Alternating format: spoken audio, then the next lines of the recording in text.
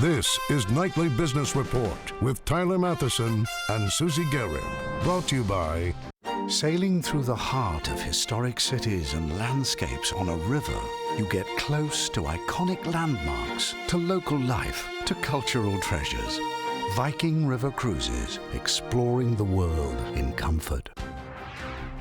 Good news on jobs. Surprisingly strong employment report sent stocks sharply higher and bond yields too as investors ponder the end of the Federal Reserve stimulus program. Smartphone slowdown? Tech giant Samsung sends a warning to investors and across the entire industry that the market may have reached a saturation point. Leaps and bounds from the agony of the feet to a profitable business by building a better ballet shoe. All of that and more tonight on Nightly Business Report for Friday, July 5th. Good evening, everyone. I'm Tyler Matheson. Along with Sue Herrera, Susie Garrett has the night off. Well, the monthly jobs report from the Labor Department is arguably the best and clearest indicator of the economic state of the union. And today's numbers suggest the union is reasonably strong and possibly getting stronger. Employers added 195,000 new jobs in June, far more than forecast, and the numbers for April and May were revised sharply higher. But because so many more Americans jump back into the market to look for a job, the nation's unemployment rate held steady at 7.6%. Eamon Javers now with more on the good news about jobs in June and what it might mean for the economy. Seth Shapiro, the owner of Silver Spork in Washington, D.C., is doing something this month that thousands of business owners across the country are also doing, hiring new workers. A qualified person for me is someone who's happy, naturally, someone who's active, someone who's reliable and trustworthy, and customer focus, understands what the customer's looking for. Signs of the hiring surge in storefronts and shopping malls provide testament to the government numbers. A lot of those new jobs came in traditional summertime industries, 52,000 hired in food services and drinking places, and 19,000 in amusements, gambling, and recreation, according to the Department of Labor. But private sector employment surged by more than 202,000, even as government employment declined. And that means more people like Kevin Carter, who are facing unemployment, have reason to be optimistic. I feel pretty good. I'm pretty confident that I will be employed again, so I don't have a dire outlook on my future. To the experts, the new data gives similar hope. Now, the unemployment rate is still high. There's a lot of room to improve, but it's really heading in the right direction now in a sustainable and convincing way, much more so than it has since President Obama was elected. But some think there could still be threats to the U.S. economy looming.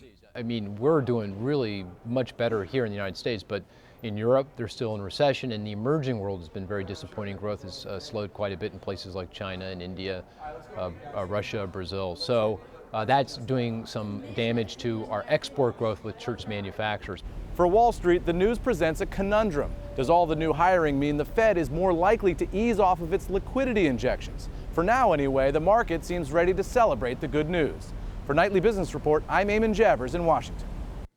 And still ahead in the program, as college graduates enter the job market with increasing debt loads, many are asking whether their degrees are worth it. We'll explore that coming up. On Wall Street, stocks rallied, wrapping up a second straight week of gains on that strong jobs data. But the session had plenty of drama. The major averages began the day sharply higher on that jobs report, but then investors sold stocks mid-morning, even turning the major indices negative for a time on concerns that the good news about jobs could drive the Federal Reserve to begin pulling back on its asset-buying stimulus measures a little bit sooner, perhaps, than expected. But then cooler heads prevailed and stocks closed to the upside. After an up and down day, the blue chips surged 147 points higher. The Nasdaq was up 35 and the S&P 500 added 16. And as investors bought equities, they sold bonds. The yield on the 10-year Treasury note jumped to more than 2.7%, closing in on a 2-year high. As for gold, it lost more of its luster, falling another 3% on a stronger U.S. dollar. The political crisis continues over in Egypt. Deadly clashes broke out as thousands of protesters took to Cairo's Tahrir Square on Friday evening. But this time they were mostly supporters of the ousted President Mohamed Morsi and his Muslim Brotherhood Party, battling the police and military forces. Meantime, a state of emergency in the Suez Canal region ramped up concerns about oil supplies coming out of the Middle East, sending oil prices sharply higher. Crude shot up nearly $2 today, closing north of 103 a barrel, and that is a fresh 14-month high. Federal officials have approved a three-way deal in which Japan's SoftBank acquires a majority of Sprint Nextel, and Sprint buys the rest of broadband provider Clearwire that it doesn't already own.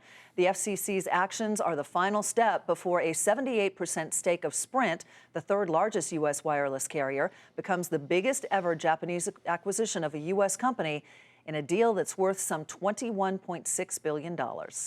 Shares of Samsung took a hit today in South Korea, where they trade on concerns over sales of Samsung's flagship phone, the Galaxy S4. And that has some concern that the company's rapid growth in the high-end smartphone market may be slowing, and whether the smartphone market itself is saturated. Our John Fort has more. Every great run must come to an end, and it's beginning to look that way for meteoric growth in the smartphone market. Samsung, the Korean electronics powerhouse and Apple's chief rival, today projected that its operating profit for the second quarter would fall short of analysts' expectations. Samsung says to expect about $8.3 billion in operating profit versus the $8.9 billion observers were hoping for. It's like a replay of what happened to Apple stock over the past 9 months. Samsung stock has taken a dive in the past month to levels it hasn't seen since last September, when Apple stock woes began.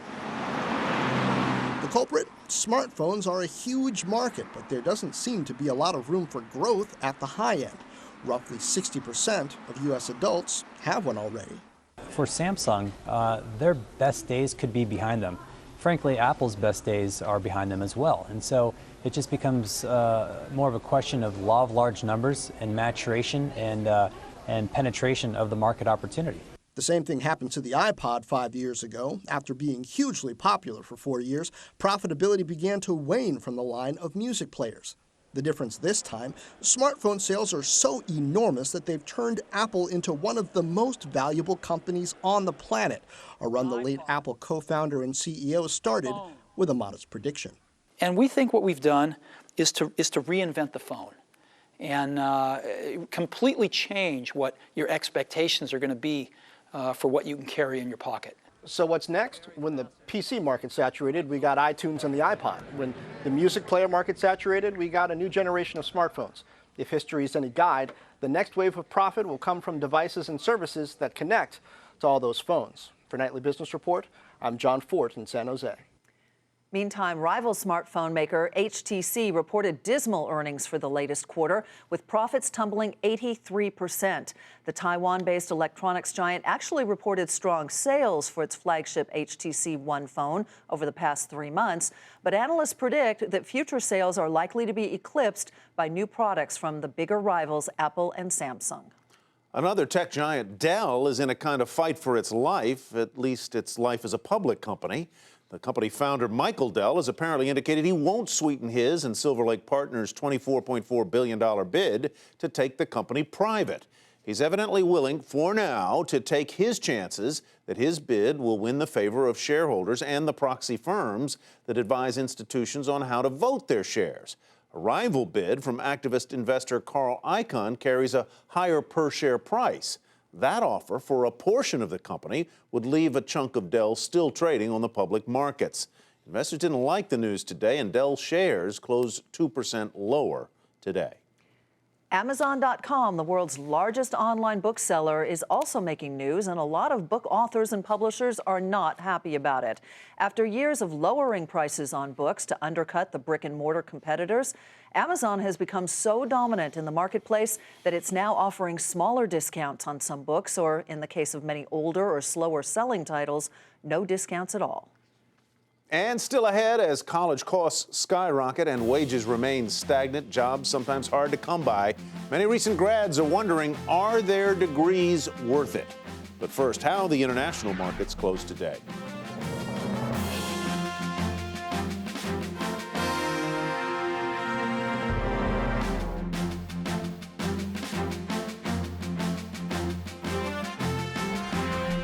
With worries about $1 trillion in outstanding student loan debt, a lot of people are wondering if college is right for everyone, or if for some, a college education is worth the money at all.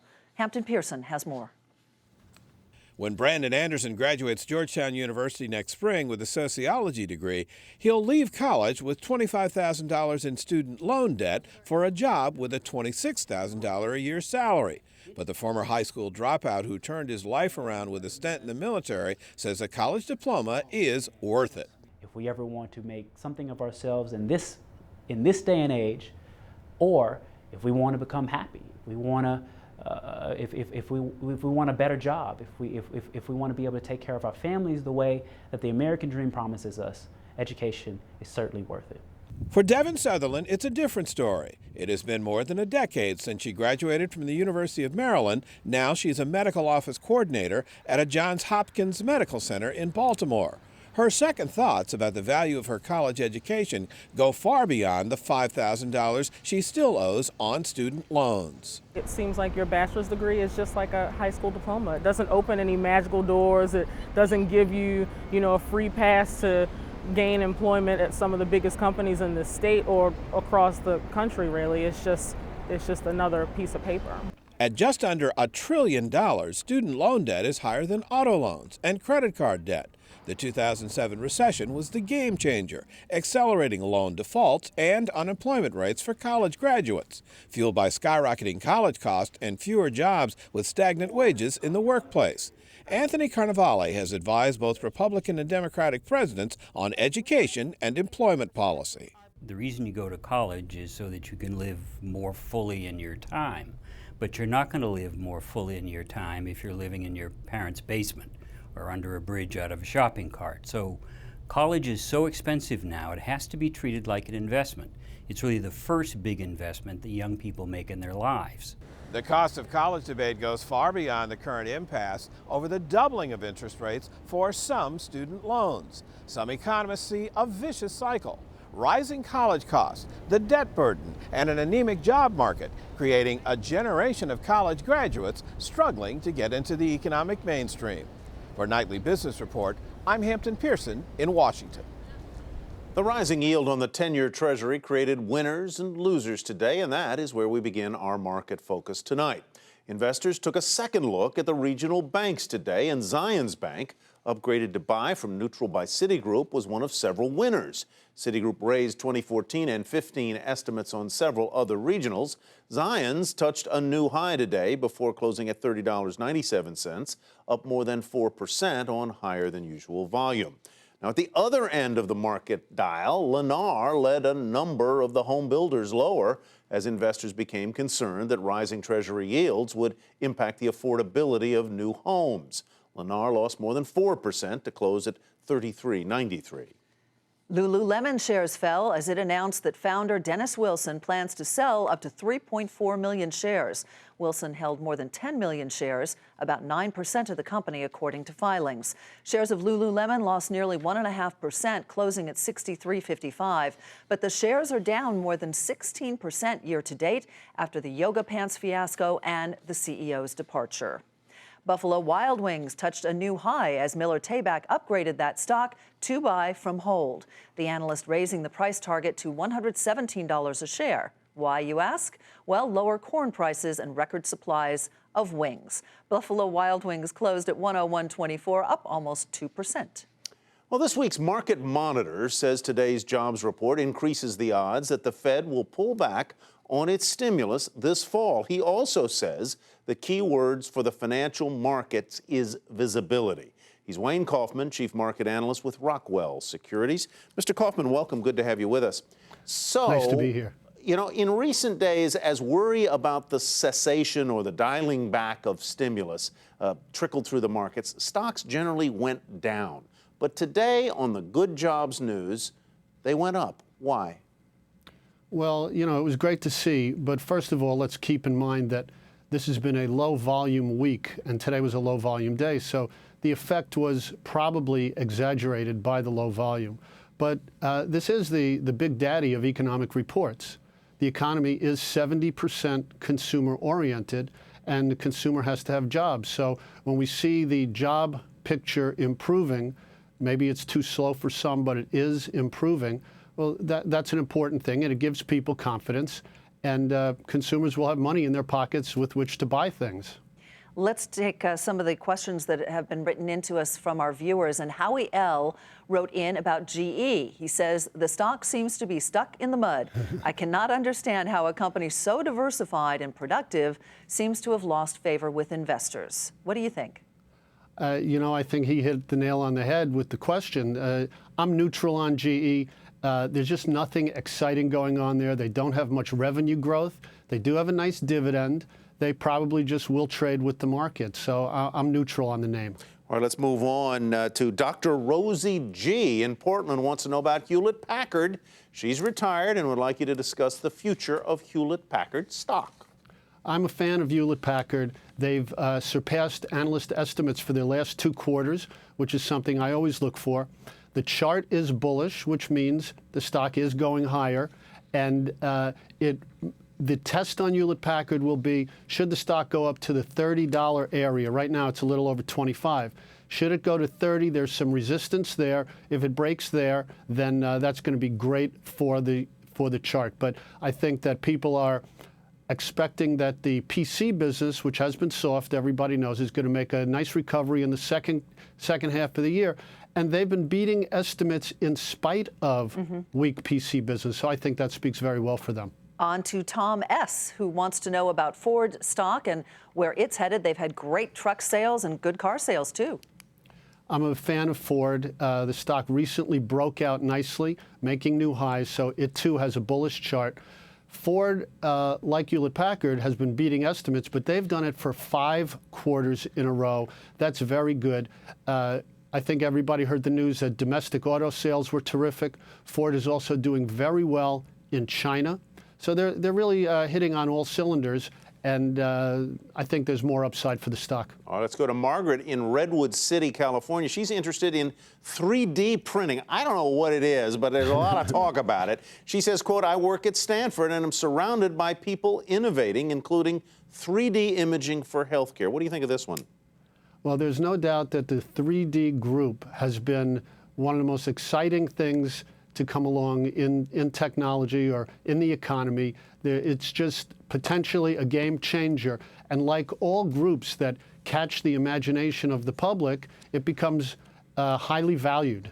So I view all of these stocks, there's 3 others along with DDD. There's XONE, PRLB, and SSYS. I view them all as trading stocks until this becomes a more mature industry where we can see a little further down the road. But it's definitely a very exciting space to be in. Wayne, do you have any disclosures you'd like to tell us about, whether you own any of these or your funds do? I do not know, and Rockwell does not own any either. All right, Wayne Kaufman, thank you very much. Wayne is Chief Market Analyst with Rockwell Securities. Well, I'm betting this is something you've probably never given much thought to. Is a fish worth more dead or alive? And why should you really care? Well, that is the debate between commercial and recreational fishermen. But also, at the heart of it, it's an economic question. Steve Leisman gives us a lesson in opportunity versus cost. An estimated 12 million people in the United States fish recreationally, including me. To keep our hobby from going belly up, we need healthy fisheries, like this one, here in Pine Island, Florida. To tackle the problem, marine biologists like Aaron Adams, who weren't getting through to policymakers, finally got their attention by turning to the economics of fishing for leverage. Nice fish.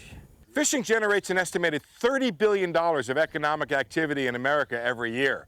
In some places like California, Texas, and right here in the Sunshine State, it's big business.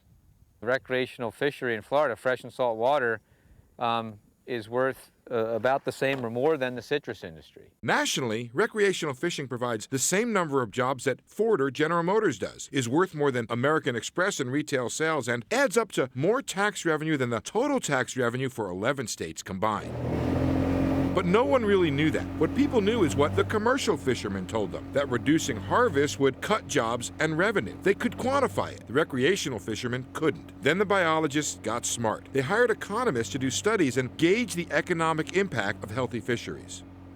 Bottom line is the economists found that fish are worth more alive than they are dead. If you save the fishery and save the habitat, it could mean more jobs, more growth, and more tax revenue. But due to past practices, Florida has already lost close to 50% of their mangrove shorelines, home to many species that are worth billions of dollars. Look at trout. So the way it works is, a guy travels to Florida to fish for a big 6-foot tarpon, but the existence of that fish begins with a decision not to destroy a mangrove.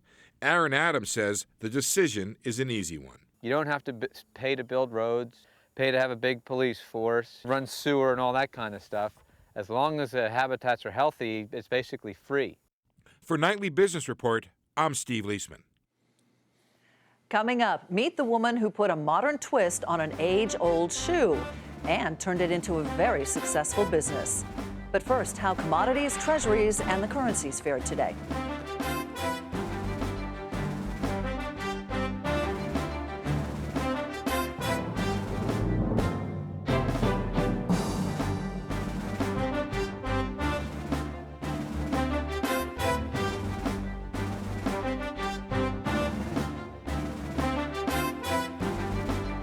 Good news this evening for commuters in San Francisco. Rail service is scheduled to resume in time for this evening's rush hour after striking unions agreed with the Bay Area Rapid Transit Agency, known as BART, to extend a labor contract for 30 more days while both sides continue to meet at the bargaining table.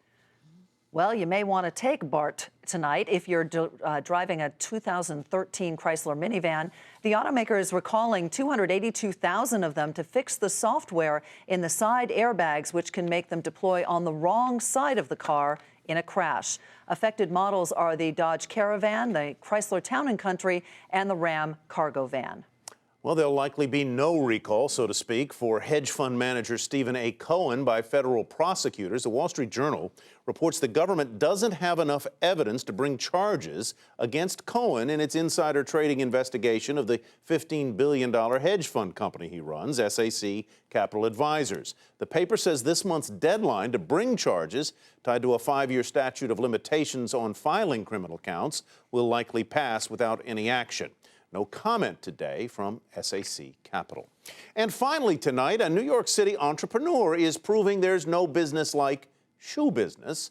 In this week's Bright Ideas segment, a woman determined to build a better ballet shoe. For years, ballerinas have suffered the agony of the feet. There's, I guess, the initial burning from the blisters and then just kind of throbs. Dancer Eliza Gaynor-Minden remembers pirouetting in pain as well. Coming down from a jump and all of a sudden having it hurt and hearing a loud clomping noise really changed the experience of class for me. Minden was also shocked to see ballet companies spend thousands of dollars on shoes that wore out after just one performance. So Minden, who comes from a family of dancers and inventors, decided to take matters into her own hands. I bought a pair of every brand of point shoe that was available, and I cut them all open with a bandsaw. And I couldn't believe what I found inside. None of them had modern materials, and one of them even had a toe box made out of newspaper. I was really outraged that dancers, who are serious athletes, were expected to perform in such antiquated equipment. Minden spent 8 years developing a patented high-tech point shoe. She and husband John launched Gaynor-Minden Footwear in 1993. But despite the shoe's comfort and durability, they were not an instant success. Ballet is a very traditional art. There was a scandal the first time a ballerina wore a tutu on stage. So while some dancers embraced Gaynor-Minden's right from the beginning, others needed to be convinced. Minden stuck to it, and the shoes began to win over the hearts and the souls of prima ballerinas, like Jillian Murphy of the American Ballet Theater and Svetlana Zakharova of the Bolshoi. Soon, other ballerinas came calling. Claire Davison is an apprentice at the American Ballet Theater. They're very comfortable and consistent, and they look really nice, and I feel like they really complement my work and point work, and feel really good in them. The shoes retail for $115 a pair. While some dancers still favor traditional brands like Capezio, ABT soloist Kirsty Boone has been wearing Gaynor-Minden's since she was 15. You have a lot of choreography to remember when you're walking out on stage, and the last thing you want to worry about is your shoe going to break? Does it fit right? Does it look right? Is it going to last throughout the entire ballet? So to have that peace of mind for me has just always been key. Did that order from the Royal come in? Yes. The shoes are made in a solar-powered factory in Lawrence, Massachusetts. Most of Minden's sales staff is in New York City. Almost everybody who works here is a former or current dancer. So we know how to speak to our customers and to dance teachers in their own terms, in their own language. Today, the shoes are shipped to 86 countries and more than 200 major dance companies. And sales are growing by leaps and bounds, up double digits nearly every year. 2 decades after launching her company, Eliza Minden measures her success not just in dollars, but in feet. You know, when you see these stories about entrepreneurs who do this, most of them take years to reach success. Absolutely. It's not a get-rich-quick kind of scheme. She started 20 years ago. I know, but what a terrific story. Yeah. Because that art and that sport blended together with those shoes, I mean, it's fantastic. Yeah, really is. Really My is. feet hurt just watching. I know. Needless to say, mine do too. All right, that does it for Nightly Business Report for tonight. I'm Sue Herrera, but Susie is back on Monday. Thanks for joining us. And I'm Tyler Matheson. Thanks from me as well. Have a great weekend, everybody. We'll hope to see you back here Monday evening. Nightly Business Report has been brought to you by sailing through the heart of historic cities and landscapes on a river. You get close to iconic landmarks, to local life, to cultural treasures. Viking River Cruises, exploring the world in comfort.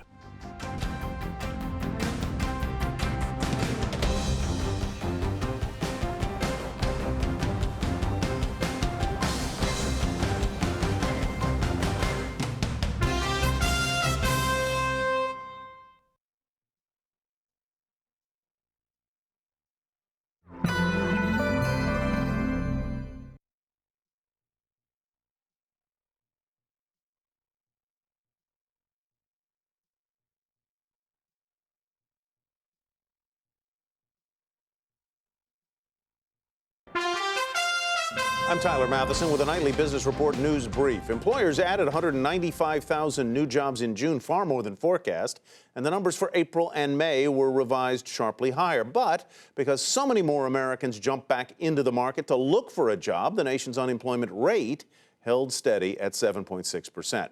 After an up and down session on concerns that good news about jobs could drive the Federal Reserve to begin pulling back on its stimulus measures, stocks ended higher. The Dow surged 147 points, the NASDAQ was up 35, and the S&P 500 added 16. Worries about the crisis in Egypt sent oil soaring $2 higher, closing above 103 a barrel. And tune in to Nightly Business Report right here on your public television station.